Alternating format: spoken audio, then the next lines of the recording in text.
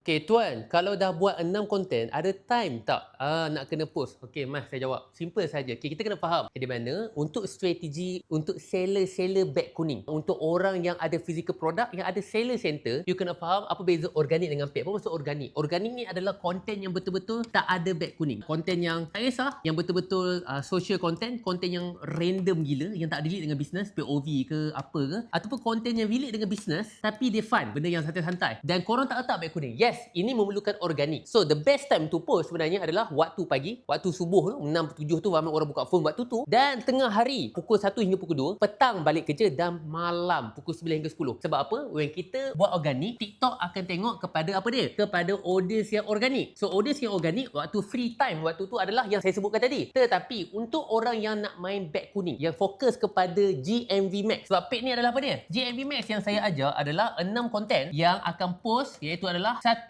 awareness, 1 consideration, 4 conversion. Yang ni semua korang boleh post serentak. Tak kisah nak post serentak ke, nak selang 10 minit ke, selang 15 minit ke, nak post 2-3 pagi ke, tak kisah. Kenapa? Sebab at the moment when korang letak beg kuning, confirm tak akan ada organic FYP. Kalau korang perasan, when korang letak beg kuning, pergi FYP tak? Pergi ramai view tak? Tak. Tetapi dia boleh buat apa dia? Sponsored FYP. Apa maksud sponsored FYP? Sponsored FYP ni adalah siapa yang min GMV Max, konten kita ni akan masuk dalam GMV yang delivery. So, untuk beg kuning sebenarnya, korang boleh post anytime. Sebab apa? When korang post GMV Max yang korang turn on campaign tersebut, dia akan study video korang. Video mana yang, macam mana nak sponsor FYP ni? Sponsor FYP ni lah yang delivery. Delivery ni adalah apa dia? Klik CTR, orang tengok. Lepas tu VCR, video completion rate, orang tengok sampai habis. Dan ada sold. When video korang beg kuning ni banyak orang klik, banyak orang tengok sampai habis, stay, banyak beli, percaya tak? Dia akan masuk dalam sponsor FYP. So, sebenarnya untuk strategi beg kuning, korang kena buat video macam ni. Ramai orang klik, ramai orang stay, ramai orang beli, buat 6 konten, post je tak kisah pukul berapa, dan doakan tawakal untuk masuk dalam GMV Max delivery. Faham? So, korang kena faham. Kalau nak main organik, kena ikut time. Kalau nak main GMV Max, tak perlu ikut time.